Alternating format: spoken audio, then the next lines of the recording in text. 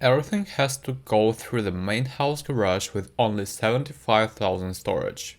You're unable to sell anything until it's moved to the garage.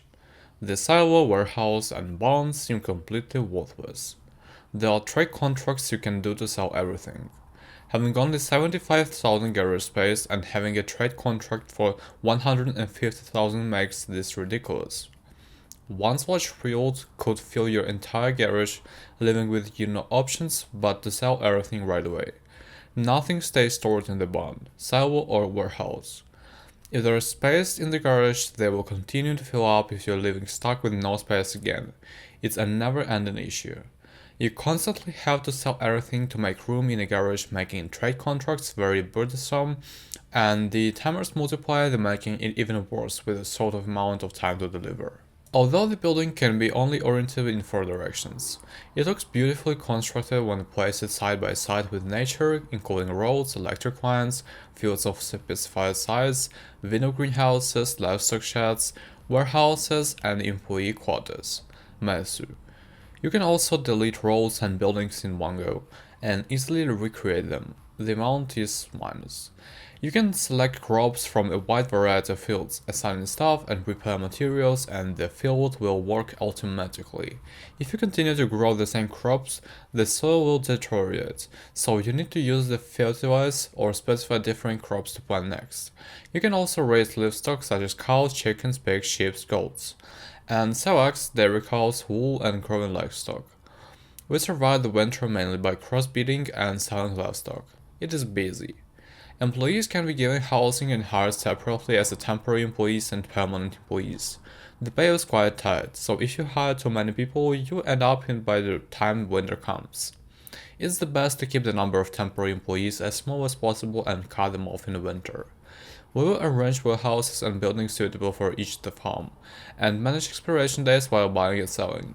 If you create a distribution facility, it will automatically sell the specific crops from the warehouse. It may feel like a beginning after putting it down. Also, it seems that you can improve your reputation by making sales contract with some trader and trading a large number of crops at slightly higher price. It may seem difficult to manage the land, such as the climate and soil humidity, but it doesn't seem to be difficult to adjust.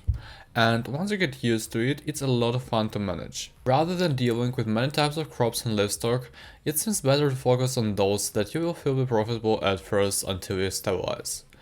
One land on the map is 48 on 48 squares, and in addition to the initial land, you can expand to 48 more lands for campaigns. It's mystery whether it is possible to create a farming village using such vast and manage it properly, but it's quite large. It's a series, so it's pretty stable. However, it seems that its previous work was slow to process and had many bugs. I'm playing this game with an understanding that it's early and with some minor issues. I haven't encountered any problems other than not being able to proceed on the first day. I'm still in the middle of tutorial 3. You can use WASD to move the screen, zoom in and out. You can also use the mouse, so there's no problem. There is also a menu to participate in multiplayer, but I can't imagine what kind of multiplayer it is. Moving on, the expiration dates for goods is far too short, as well as and where you get a warning sometimes is about to expire. You have to sell everything you have because it doesn't tell you what is about to expire. An additional complaint would be that all the trade contracts are identical except for the names of the companies. I currently have 6 contracts for corn, all around 150,000. If you can do one of that, you can do any of them.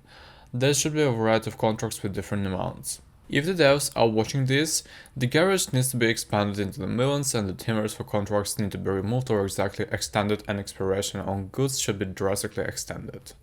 Not sure why everything has to be taken of the house garage, but that just complicates everything, not being able to sell from the silos and barns or houses.